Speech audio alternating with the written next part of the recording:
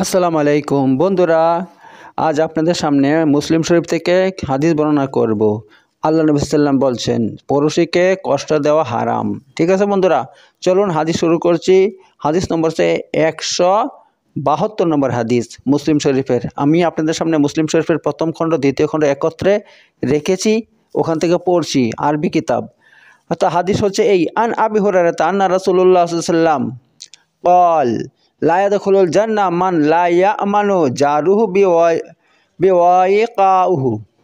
অর্থাৎ আবু হুরায়রা থেকে বর্ণিত, রাসূলুল্লাহ সাল্লাল্লাহু আলাইহি ওয়াসাল্লাম বলছেন, যে ব্যক্তি নিজের পড়োশীকে কষ্ট দেয় সে জান্নাতে প্রবেশ করবে না। অর্থাৎ যে ব্যক্তি মানে কষ্ট থেকে নিরাপদ নয়, তার প্রতিবেশী, সে কখনো জান্নাতে প্রবেশ করবে না। ঠিক আছে বন্ধুরা, তো এই ব্যাপার। তো এখানে কঠিন হাদিস ভাই, আর আমরা এটা কিন্তু বেশি করে করি। যারা আমাদের পড়োশী আছে, প্রতিবেশী আছে, তাদেরকে আমরা বেশি কষ্ট দিই, তাদের উপর হিংসা করি, তাদের সঙ্গে বেশি ঝগড়া করি, হ্যাঁ, ইত্যাদি বিভিন্ন অন্যায় কাজ আমরা তাদের সঙ্গে করি। তো আমরা যদি এমন করি, আর সে ব্যক্তি যদি প্রতি মুহূর্ত আপনার কাছ থেকে এরকম মানে ভয় পায় যে সে আমাকে কোন সময় আমার উপর আক্রমণ করবে, কোন সময় আমার সঙ্গে ঝগড়া করবে, কোন সময় আমাকে গালাগালি করবে, কোন সময় কি অত্যাচার করবে, এই ভয়ে থাকে, যদি এই ভয়ে থাকে, তাহলে আপনার জন্য জান্নাত হারাম ভাই। জান্নাত হারাম একেবারে। এটা আল্লাহর নবীর কথা, আমার কথা নয়। কারণ আল্লাহ নবী সাল্লাল্লাহু আলাইহি ওয়াসাল্লাম পরিষ্কার বলছে, লা ইয়াদখুলুল জান্নাহ মান লা ইয়ামানু জারুহু বিওয়াইকাহু। অর্থাৎ ওই ব্যক্তি জান্নাতে প্রবেশ করবে না যার প্রতিবেশী তার থেকে নিরাপদ নয়, তার জুলুম অত্যাচার থেকে নিরাপদ নয়। ঠিক আছে, এই ব্যাপার বন্ধুরা। তো আরেকটা হাদিস আপনাদের সামনে তুলে দিচ্ছি। এই হাদিসটা হচ্ছে আন আবি হুরায়রা রাদিয়াল্লাহু আনহু আন্না রাসূলুল্লাহ সাল্লাল্লাহু আলাইহি ওয়াসাল্লাম قال من كان يؤمن بالله واليوم الآخر فليقل خيرا أو ليصمت ومن كان يؤمن بالله واليوم الآخر فليكرم جاره ومن كان يؤمن بالله واليوم الآخر فليكرم ضيفه।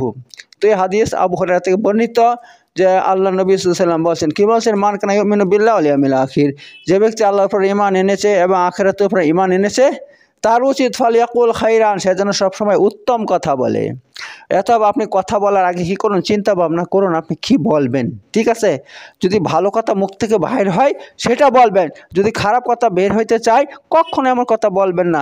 কারণ আল্লাহ নবী সাল্লাম হাদিস কোরআনের মধ্যে আছে যে মানুষ যা কিছু কর্ম করে, যা কিছু আমল করে, যা কিছু করে, তার সমস্ত লিপিবদ্ধ করা হয়। অথবা আপনি যে কথা বলছেন সেই কথাগুলো তো ফেরেশতা লিখে নেবে। ঠিক আছে বন্ধুরা, আপনি খারাপ কথা বলেন সেটাও লিখে নেবে, ভালো কথা বলেন সেটাও লিখে নেবে। এর কিন্তু অবশ্যই তার প্রতিদান দেওয়া হবে। আর হাদিসের মধ্যে পরিষ্কার করে বলা হয়েছে, দুইটা কারণে মানুষ জাহান্নামে বেশি যাবে। এক হচ্ছে মুখের কারণে, আর 2 নম্বর হচ্ছে লজ্জাস্থানের কারণে। এতপর মুখ দিয়ে যা তা বলবেন তা কিন্তু লিখিত হয়, এবং সেগুলো কিয়ামতের দিন আপনার সামনে পেশ করা হবে, তুমি এই কথা বলছো। আর হাদিসের মধ্যে আবার অন্য হাদিসের মধ্যে এসেছে, মানুষ এমন কথা বলে যার কারণে সে জাহান্নামে এত দূর চলে যায়, যেমন পূর্ব থেকে পশ্চিমের দূরত্ব, এতটুকু সে জাহান্নামের নিচে চলে যায়। কারণ সে এমন এক কথা বলে সে কথাটা কিছু মনেই করে না, অথচ আল্লাহর কাছে এটা খুবই খারাপ কথা। ঠিক আছে বন্ধুরা, এত কথা যখন বলবেন খুব চিন্তা ভাবনা করে বলবেন। এই জন্য বলছে, যে ব্যক্তি আল্লাহর পর এবং আখিরাতের উপর ঈমান এনেছে ফালিয়াকুল খাইরান, সে যেন উত্তম কথা বলে, আর যদি উত্তম কথা বলতে না পারে আও লিয়াসমুত, সে যেন চুপ থাকে। নম্বর 2, ওমান কানা ইউমিনু বিল্লাহি ওয়াল ইয়াউমিল আখির, আর যে ব্যক্তি আল্লাহর উপর এবং আখিরাতের উপর ঈমান নিয়েছে ফালিয়াকরিম জারাহু, সে তার উচিত সে যেন তার পড়োশীকে সম্মান করে। দেখতে পাচ্ছেন, আপনার পড়োশীকে সম্মান করতে হবে। যে আপনি সম্মান না করেন, অসম্মান করেন, আর তারপরে হিংসা করেন, হ্যাঁ, তার উপরে জ্বলেন, তার উন্নতি দেখে আপনি বদনাম করেন, তার মানে যেরকমভাবে আমি ব্যবসা করছি ভাই, আমি যা তৈরি করি, আমার পড়োশীগুলো কি করে, আশেপাশে যারা আছে সব বদনাম করবে, খালি মানুষের কাছে ওকে বদনাম করবে। হ্যাঁ, এটা তৈরি করছে ভালো নাকি, এই নাকি সেই নাকি, ওর কাছে কিনতে যাব, দোকানে নাই নাকি, সে ভাই এ ধরনের কথাবার্তা বলে। একেবারে সবগুলো আমার আশেপাশে যারা আছে সবাই ভাই হিংসা করে আমার উপরে, সব হিংসা করে। ঠিক আছে, আর আমার উপরে অত্যাচার ভাই, আমি বাড়ি তৈরি করছি, বাড়ি কিনেছি, সে বাড়ির পাশে যে নালা আছে সে নালা দিয়ে পানি মরে, সব সময় মরতো আগে যা ছিল এই বাড়িতে, তার কি অসুবিধা হয় না? আমি বাড়িটা কিনেছি, এখন সে নালাটা মাটি দিয়ে ভর্তি করে দিয়েছে এবং মাটির উপর আবার ইট চাপিয়ে দিয়েছে। এখন ভাই আমার পানি মরতে পারে না, আমার বাড়িতে পানি উঠে যায়। তো এমন অবস্থা, এরকম অত্যাচার করছে ভাই। আমি এত কোরআন হাদিস দিয়ে বুঝিয়েছি, তবুও তারা সে অত্যাচার থেকে বিরত হচ্ছে না, সে মাটিও সরাচ্ছে না ভাই, এমন অত্যাচার করছে। আর এই গ্রামের মানুষ এত অসভ্য, সবাইকে বিচার দিচ্ছি, তারা কেউ কিছু বলছে না। বলছে আমাকে বলে বাড়ি কিনেছেন, আমাকে বল, যারা পার্টির নেতা তারা বলছে আমাকে বলে বাড়ি কিনেছেন, যা আপনার বিচার করতে যাব আমি। ওদেরকে বললে বাড়ি কিনতে হবে, তবে ওরা বিচার করবে। কেমন পার্টির নেতা বুঝুন, এই ধরনের অপদার্থ নেতাগুলো। ঠিক আছে বন্ধুরা, তো এই অবস্থা ভাই, তো এদের কি হবে বলুন দেখি? এমন জুলুম অত্যাচার করছে, ওদের কি হবে? হ্যাঁ, এত বলছি, কত কি বলে বুঝাচ্ছি, কোনো কথাই ওরা শুনছে না ভাই। তো অথচ আল্লাহ নবী কি বলছে? যে ব্যক্তি আল্লাহ ওমান কানা ইউমিনু বিল্লাহি ওয়াল ইয়াউমিল আখির ফালইউকরিম জারাহু, যে ব্যক্তি আল্লাহর পর এবং আখিরাতে ঈমান এনেছে, তার উচিত ফালইউকরিম জারাহু, তার উচিত তার পড়োশীকে সম্মান করা, সে যেন তার পড়োশীকে সম্মান করে। ওমান কানা ইউমিনু বিল্লাহি ওয়াল ইয়াউমিল আখির ফালইউকরিম যায়ফাহু, তেমনই যে ব্যক্তি আল্লাহর উপর ঈমান এনেছে, আখিরাতের উপর ঈমান এনেছে, তার উচিত তার মেহমানকে সম্মান করা।